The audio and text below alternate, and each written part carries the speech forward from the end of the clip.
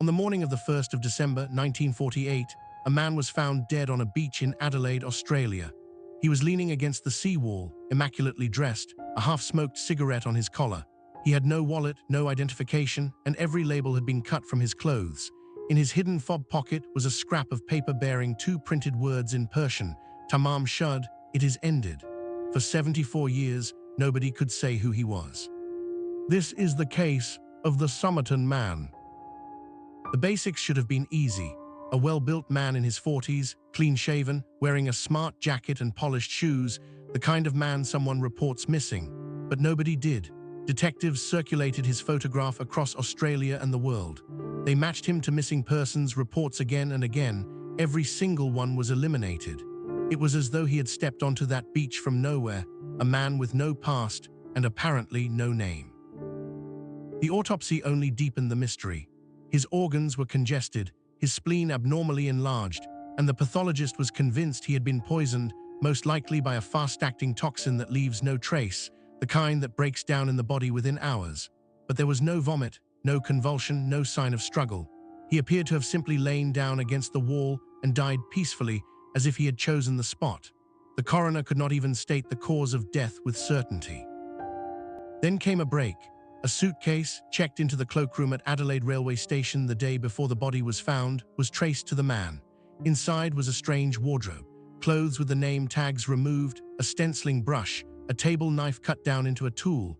Only 3 items carried any name at all, the laundry markings T. Keen. Police chased every Keen on earth. None of them was missing. Even the one thread of a name led nowhere. The scrap in his pocket was the real riddle. Tamám Shud are the final words of the Rubaiyat of Omar Khayyam, a Persian book of poems about living fully because death comes for us all. Police appealed for the specific copy the words had been torn from. Astonishingly, a man came forward. He had found a rare edition of the Rubaiyat tossed into the back seat of his unlocked car near the beach around the time of the death. The torn page matched. The book had been found. And inside the back cover, faintly penciled, were 2 things that have haunted investigators ever since. The first was a phone number. The second was a sequence of capital letters, 5 lines of seemingly random characters that read like a code, WRGOABABD and on. Cryptographers, military and amateur, have attacked it for decades. Australian naval intelligence gave up. No one has ever agreed on what, if anything, it means. It may be a cipher. It may be the doodling of a dying mind. The phone number belonged to a young nurse who lived a few hundred meters from where the body was found. When police showed her the plaster cast they had made of the dead man's face, a detective said she looked as though she might faint. She seemed to recognize him, yet she denied ever knowing him and refused to say more. She took whatever she knew to her grave. For years, she was the tantalizing human center of the mystery, the woman who reacted and would not explain. The theories bloomed into legend. It was the dawn of the Cold War, and just north of Adelaide lay Woomera, one of the West's most secret weapons testing ranges. A poisoned, nameless man with a coded message and a mysterious woman. Surely he was a spy. Others argued for a jilted lover, a suicide dressed as a riddle, a smuggler silenced. Each theory explained some of the facts and stumbled on the rest.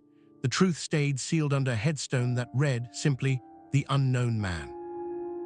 In 2021, the body was finally exhumed, and modern DNA did what a lifetime of detective work could not. In 2022, a researcher using genetic genealogy announced a name, Carl Charles Webb, an electrical engineer and instrument maker from Melbourne, born 1905. He had drifted from his family, separated from his wife, an ordinary, troubled man, not a spy. Investigators believe the case is, at last, solved.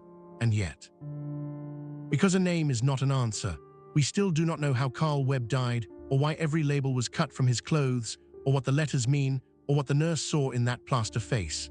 The identification closed the file and reopened the mystery in the same breath. A real man, finally named, whose last act on Earth remains as unreadable as the code in his book. It is ended, the paper said. It isn't quite. Subscribe, the vault keeps the cases that answers only deepen.